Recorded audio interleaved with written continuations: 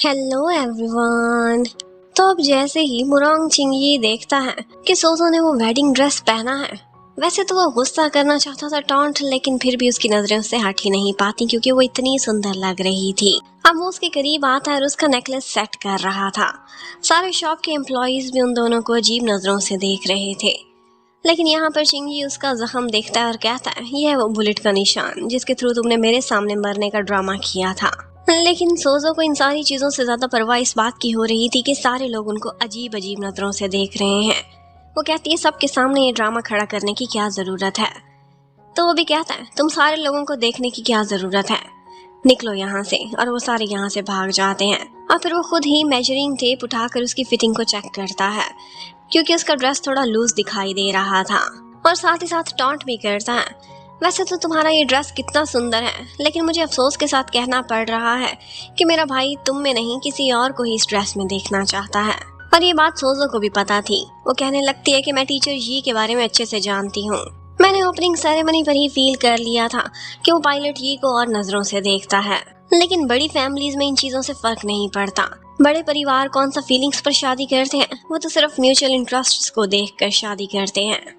और फिर उसी समय हमें दिखाते हैं कि पायलट जी आज बच्चों के स्कूल में गई हुई थी उन्हें एविएशन से रिलेटेड अवेयरनेस जगाने के लिए, और यहीं बही चिंगयू भी पहुंच गया था। वो बहुत प्यार से उसे देख रहा था और उसके साथ मिलकर बच्चों के साथ खेलता है और बहुत इंजॉय करता है। जबकि उसी समय चिंग यी आज अपने उसी मेजरिंग टेप से सोजो को पकड़ लेता है गर्दन के गेट से और उसे कहता है कि तुमने मुझे तो बहुत हर्ट किया है, लेकिन अब मेरे भाई को हर्ट ना करना। मैं चाहता हूँ कि तुम उसके साथ इतना बुरा बिहेव ना करो जैसे मेरे साथ किया था। और वो उसे छू कर कहने लगती है, अच्छा क्या इस तरह से बिहेव करूँ उसके साथ। ये सोचते ही उसे बुरा लगने लगता है और वो तुरंत ही वहां से निकल जाता है। जबकि उधर चिंगयू पायलट यी को बाय बोलता है, लेकिन बाय से पहले वो उससे पूछती है, क्या तुम्हारी वेडिंग डेट डिसाइड हो गई है। वो यस बोलता है। ऐसा लग रहा था कि इन दोनों के बीच ही अनरिक्विटेड लव है और दोनों ही अपनी फीलिंग्स एडमिट करने का हौसला नहीं रखते। और फिर उसके बाद वो दोनों अपने अपने रास्ते चले जाते हैं। और फिर पायलट ये सोचती है कि मुझे नहीं लगता कि मेरी और इसकी फ्लाइट जिंदगी में कभी एक साथ हो सकती है। अब नेक्स्ट डे दिखाते हैं कि चिंग यी के घर पर बोजे आया हुआ था।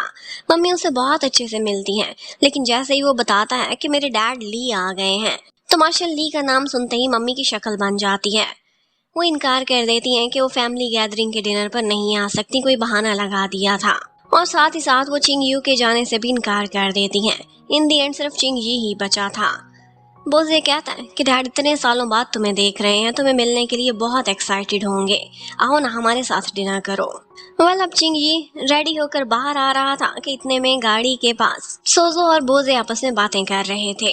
यहाँ पर बातों ही बातों में सोजो से बहुत सारी बातें निकलवाती और पता चलता है कि पहले मार्शल ली के हुओ फैमिली के साथ अच्छे संबंध थे और हुओ फैमिली ने एक एलीट क्लब फाउंड किया था और इसके डैड मार्शल ली उसके फाउंडिंग मेंबर्स में से एक थे। लेकिन उस एलीट क्लब के बारे में बोजे को भी ज्यादा इन्फॉर्मेशन नहीं थी। उसका सारा डाटा, उसके मेंबर्स, ये सब लोग बहुत ही ज्यादा कॉन्फिडेंशियल थे। तो अब वो सोचती है कि क्यों ना मैं मार्शल ली से ही इस बारे में पूछ लूं, और वो भी डिनर पर साथ आने के लिए रेडी हो जाती है।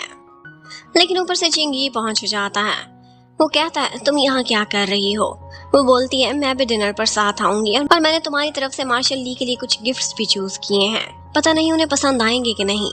पर यहाँ पर चिंग यी का कहना था कि मेरी लाई हुई कोई चीज उन्हें पसंद आने वाली नहीं है, और वैसे भी मुझे नहीं पसंद कि तुम साथ चलो, यहीं पर ही रहो। और बस फिर उसके बाद वो बोजे के साथ उसके घर पर चला जाता है। यहाँ पर चिंग यी का सारा बचपन गुजरा था। वो एक पेड़ को भी देखता है, ये छोटा सा था जब उसने इसे प्लांट किया था। यहाँ पर आते ही उसका मन भारी होने लगता है। उसे बहुत बुरी बुरी सी यादें आ रही थी। शायद वो अपने ट्रॉमा को ही एक दफा दोबारा फेस करने के लिए वहां पर पहुंचा था। और जैसे ही मार्शल ली आते हैं, वो अपने बेटे बोजे से तो बहुत अच्छे से बात करते थे, उस पर सख्ती नहीं करते थे, लेकिन चिंग यी से ऐसे बात करते हैं कि जैसे वो बहुत पराया हो। और चिंग यी को अपने करीब नहीं बल्कि डाइनिंग टेबल पर बहुत दूर करके हमेशा बिठाया करते थे।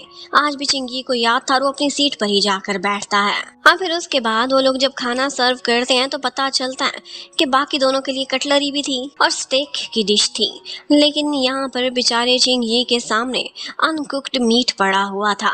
वो कहते हैं इसे हाथ से खाना है तुमने, याद है ना सारा कुछ, मैंने क्या ट्रेन किया था तुम्हें। बोझे इस टाइम पर खड़े होकर प्रोटेस्ट करना चाहता है लेकिन उसके डैड बिठा देते हैं और यहीं पर ही हमें पता चलता है कि पास्ट में भी वो उसके साथ ऐसा ही बिहेव करते थे। वो उसे सिखाते थे कि सरवाइव कैसे करना है मुश्किल से मुश्किल सिचुएशंस में भी।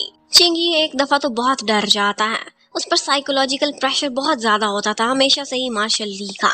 लेकिन आज वो जैसे ये खाने वाला था तो ऊपर से सोजो पहुंच जाती है और उसे रोक लेती है। कहती है मुझे लगता है कि आपके घर में चूल्हों की कमी है, क्या मैं एक इम्पोर्टेड वन मंगवा कर मार्शल ली को गिफ्ट कर दूं? उन्हें टॉन्ट कर रही थी। तो मार्शल ली कहने लगते हैं कि इसे मैंने ही बड़ा किया है, तो क्या मुझे कोई राइट नहीं है इसे डिसिप्लिन करने का? कुछ बातें ये बहुत सालों से भूल चुका है, इसे याद दिलानी है। पर यहाँ पर सोजो आगे बढ़ती है और कहती है कि मैं मोरोंग फैमिली की होने वाली बहू हूँ, कोई आउटसाइडर नहीं हूँ और आपको किसी और के घर के बच्चे को डिसिप्लिन करने का कोई अधिकार नहीं है। अब उसके बाद मार्शल ली खाना छोड़कर खड़े हो जाते हैं और चिंगजी को अपने साथ अंदर स्टडी में बुलाते हैं। वो जाते जाते सोजो से कहता है तुम्हें यहाँ आने की कोई जरूरत नहीं थी। वो कहती है तुम गिफ्ट्स भूल गए थे, मैं तो सिर्फ वो देने के लिए आई हूँ। वेल अब उसके जाने के बाद बोझे बहुत शर्मिंदा नजर आता है। कहता है मुझे पता था, मैंने सुना हुआ था कि मेरे डैड इस पर काफी सख्ती करते थे, लेकिन मुझे नहीं लगता था कि इतना बड़ा होने के बाद और इतने साल गुजर जाने के बाद भी डैड ऐसा कुछ करेंगे। मैं बहुत शर्मिंदा हूँ।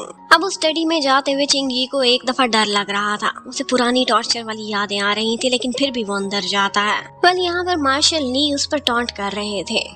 एक तरफ तो मोरोंग फैमिली थी जहाँ पर उसकी अपनी मम्मी ये समझती थी कि वो अपने डैड के कत्ल की वजह है, और दूसरी तरफ ये मार्शल ली थे जो उसे आज कह रहे थे कि तुम ही वो मनहूस हो जिसकी वजह से तुम्हारी अडॉप्टिव माँ इस दुनिया से चली गई थी। मतलब दोनों तरफ से बेचारा पिसा जाता था। आज जब वो उनके पास बैठा हुआ था तो मार्शल ली नोटिस करते हैं। कहते हैं तुम्हारे हाथ पर ये चोट कैसे लगी? मेरे पास से तो तुम ठीक ठाक गए थे, हमेशा तुम्हें डिसिप्लिन किया लेकिन कभी इस तरह का घाव नहीं आने दिया। देखा, मोरोंग फैमिली तो तुम्हें प्रोटेक्ट भी नहीं कर पाई। अब फिर वो उसे ये कहने लगते हैं कि तुम्हारी जहाँ हो फैमिली में शादी हो रही है, सुना है तुम्हें डाउरी में काफी सारे प्लेन्स मिले हैं। यूं करो, मेरे पास आजकल आर्म्स की सप्लाई कुछ कम आ रही है, तो मेरे लिए भी थोड़ी बहुत डाउरी अरेंज करा लेना। लगता है कि आजकल मार्शल ली की हो फैमिली से डायरेक्ट इतनी अच्छी बनती नहीं थी। वो ये सुनकर वहां से जाने लगता है। वो कहते हैं क्यों, क्या हुआ, शादी नहीं कर रहे वहाँ? किसी और से शादी करना चाहते हो? क्या तुम्हें बाहर रहकर कोई और पसंद आ गई थी? और फिर उसे बुरा भला कहने लगते हैं कि तुम कितने कायर हो। और बस इसी बीच उस बाप बेटे की लड़ाई हो जाती है। वो उसे गिराते हैं उसकी माँ की फोटो के सामने और कहने लगते हैं कि तुम्हारी वजह से मरी थी, और फिर उसे धक्का देकर गिरा देते हैं। इनकी लड़ाई की आवाज बाहर तक आ रही थी। तो बोजे और सोजो एंड टाइम पर अंदर पहुंचते हैं। यहाँ पर सोजो को चिंगी के लिए इतना केयर करते देख मार्शल ली कहने लगते हैं कि तुम कुछ इसकी ज्यादा ही परवाह नहीं करती, और वो गुस्से में आगे बढ़ रहे थे। वही चिंगी जो खुद को तो प्रोटेक्ट नहीं कर पा रहा था, लेकिन सोजो का हाथ पकड़कर उसे पीछे करता है और उसके आगे आकर खड़ा हो जाता है। वो उसके और मार्शल ली के बीच दीवार बन गया था। और फिर उसके बाद वो वहां से अपनी अडॉप्टिव मदर की फोटो उठाता है और निकल जाता है। उनका फ्रेम भी उनके दरवाजे पर फेंक कर जाता है। लेकिन मार्शल ली को शक हो गया था। वो अपने आदमियों को ऑर्डर करता है कि जाओ पता करो कि इसके हाथ पर ये चोट कैसे लगी थी। एक्चुअली मार्शल ली इन सारी चीजों से बेखबर थे। वो बहुत कम ही घर आते थे और अब तो कई साल बॉर्डर पर बिता कर वापस आए थे। उधर चिंगी उस फोटो को जलाने वाला था कि इतने में सोजो पहुंच जाती है। कहती है ऐसा क्यों कर रहे हो, क्या इन्होंने तुमसे अच्छा बर्ताव नहीं किया था? वो कहता है कि अच्छा व्यवहार तो इन्होंने भी मुझसे नहीं किया था। एक्चुअली जब मैं पैदा हुआ था तो जैसे जैसे बड़ा हुआ तो मेरी शक्ल मार्शल ली या उसकी फैमिली के किसी मेंबर से नहीं मिलती थी, इसलिए वो मुझसे नफरत करते थे और इसके साथ साथ अपनी पत्नी पर शक भी करते थे कि ये सब तुम्हारी बेवफाई का नतीजा है। उसे टॉर्चर करते थे और वो आती थी मुझे टॉर्चर करती थी। लेकिन बाकी सब में और उसमें एक फर्क था कि वो एक ऐसी माँ थी जो मुझे मारती थी और फिर बाद में मेरे जख्मों पर मरहम भी लगाती थी। और फिर वो साथ साथ वो इंसिडेंट भी बताता है। कहता है कि जब एक दफा मेरे अडॉप्टिव माँ की डेथ हो गई थी तो काफी दिन से मुझे खाने पीने को कुछ नहीं मिला था। मैं बहुत अकेला फील करता था और मैंने एक छोटे से पप्पी को अपना दोस्त बना लिया था। पर मार्शल ली आए, उन्होंने गुस्से में मुझसे वो पप्पी भी छीन लिया और मुझे कमरे में बंद कर दिया। मुझे कितने दिनों तक खाने को कुछ ना मिला। मैं बस अपने कमरे के पास एक गमला था, उसमें से पत्ते तोड़कर खाता था या फिर बारिश का पानी पीने की कोशिश करता था। फिर इतने दिनों बाद जब मुझे आज़ादी मिली थी तो सबसे पहले मेरे सामने एक प्लेट में कच्चा मांस रखा हुआ था और मुझे फोर्स किया था कि ये खाओ।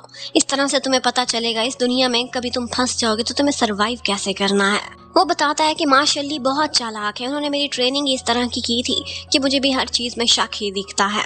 इसलिए इतने सालों पहले जब मुझे तुम्हारे लेटर्स मिले थे तो मुझे समझ आ गई थी कि समथिंग इज फिशी। वो बोलता है मुझे डर है कि मार्शल ली एक मॉन्स्टर था और उसने कहीं मुझे भी एक मॉन्स्टर ना बना दिया हो। और बस इसी के साथ ही वो सोजो से कहता है कि आज तुम आई और तुमने मेरी साइड ली, मुझे अच्छा लगा और मैं भी तुम्हारे साथ खड़े होना चाहता हूँ। मुझे बताओ कि तुम आगे करना क्या चाहती हो। मैं तुम्हारा दुश्मन नहीं, तुम्हारा साथी बनना चाहता हूँ। लेकिन वो साफ इनकार कर देती है, कहती है मुझे किसी साथी की कोई जरूरत नहीं है। चिंगी आज बहुत सैड था, वो तो घर में भी अंदर एंटर नहीं हुआ था। बोजे उसे तलाश करते हुए पीछे पीछे आया था, भीग गया था। मम्मी को बोजे की बड़ी फिक्र हो रही थी, उसे सूप भी पिलाती हैं और कहती हैं चिंगी के बारे में ज्यादा ना सोचो, वो गया है कहीं, आ जाएगा, कौन सा छोटा बच्चा है वो। बोजे पूछता है कि क्या आपको ये सारा कुछ पता था, चिंगी के साथ मेरे डैड क्या बिहेव करते थे। वो कहती है हाँ कुछ ऐसा ही था, मुझे पता था कि मार्शल ली उस पर बहुत जुल्म करते थे क्योंकि छोटे होते हुए उसकी शक्ल अपने बाप से नहीं मिलती थी। लेकिन तब किसी को क्या पता था कि वो बचपन के टाइम पर ही स्विच हो गया था। बाद में जब ये सारा कुछ पता चला तो उसके बाद भी एक मॉन्स्टर का रेस किया हुआ बिल्कुल वैसा ही बिहेव करता था। उसे अच्छे से पता चल गया था कि एक दफा मार्शल ली अपने बंदों को भेजकर उसके बायोलॉजिकल फादर को मारने वाला है, लेकिन उसने हमें सही समय नहीं बताया था, जिसकी वजह से आज उसका अपना बाप इस दुनिया में नहीं है। इसलिए मेरे मन में उसके लिए प्यार वाली बेटे वाली कोई फीलिंग्स नहीं आती। अब नेक्स्ट डे सोजो हाई टैंग के साथ एक कैफे में बैठी हुई थी। वो दोनों बातें कर रही थी कि इतने में वहाँ पर बच्चा ताओ आ जाता है जो कि ऑर्फनेज से बिलोंग करता था।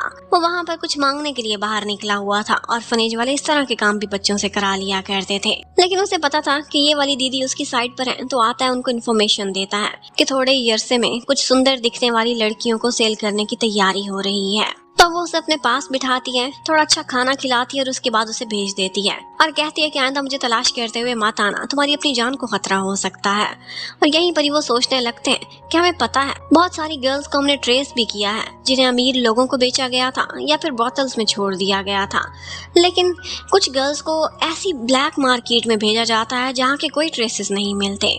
और इसी बात का शक सोजो को था कि इसका कोई ना कोई लेना देना हो फैमिली के उसी इलीट क्लब से है, इसीलिए तो वो इलीट क्लब का मेंबर बनना चाहती थी। लेकिन कैसे बनना है ये तो सिर्फ मार्शल ली ही उसे बता सकता था। उधर जोंग अपने कुछ गार्ड्स के साथ मिलकर बच्चों से इन्वेस्टिगेशन कर रहा था, जिससे भी पूछता था उन सारे बच्चों ने आपस में एक ही बात डिसाइड की हुई थी।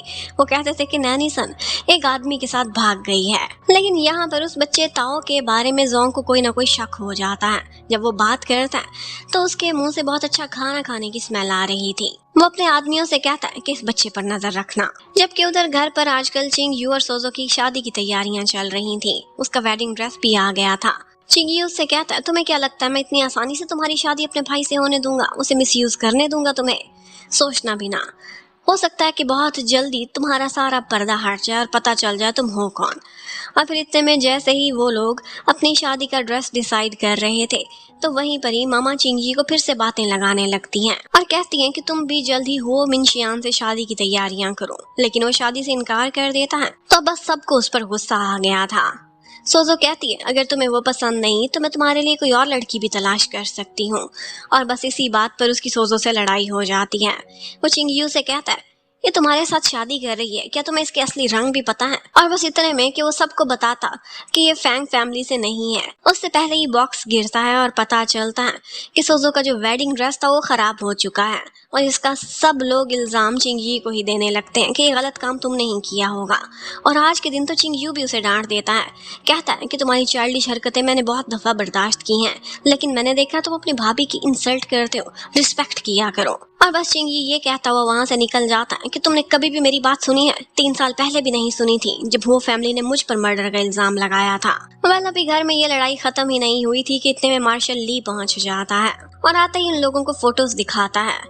एक्चुअली मुरोंग फैमिली इन सारी चीज़ों से बिल्कुल भी अवेयर नहीं थी कि जब हुआ फैमिली ने उसे प्रिजन में डलवाया था तो उसे इस तरह से टॉर्चर किया था कि रोज रोज उसके हाथ को ही नुकसान पहुंचाते थे, उसे सर्जन बनने से डिसेबल करना चाहते थे और फिर उसे फिजिकली और मेंटली ट्रॉमा दिया जाता था। मार्शल ली कहता है तुम लोग बड़े रिप्यूटेड फैमिली से आए थे ना, ये हाल होता है तुम लोगों के बच्चे के साथ। जब मेरे पास था तब तो मैंने बड़े अच्छे से रखा था, किसी को घाव भी नहीं देने दिया था इसे। ये बात जैसे ही चिंगयू को पता चल जाती है वो तड़प जाता है और अपने भाई को तलाश करने के लिए भागता है। लेकिन मम्मी के सामने मार्शल ली शर्त रखता है, कहता है कि आजकल मेरे पास आर्म सप्लाई की कुछ कमी है, तो मुझे बुलेट्स चाहिए, 200 बॉक्स पहुंचा देना, वरना ये खबर कल अखबारों में छप जाएगी।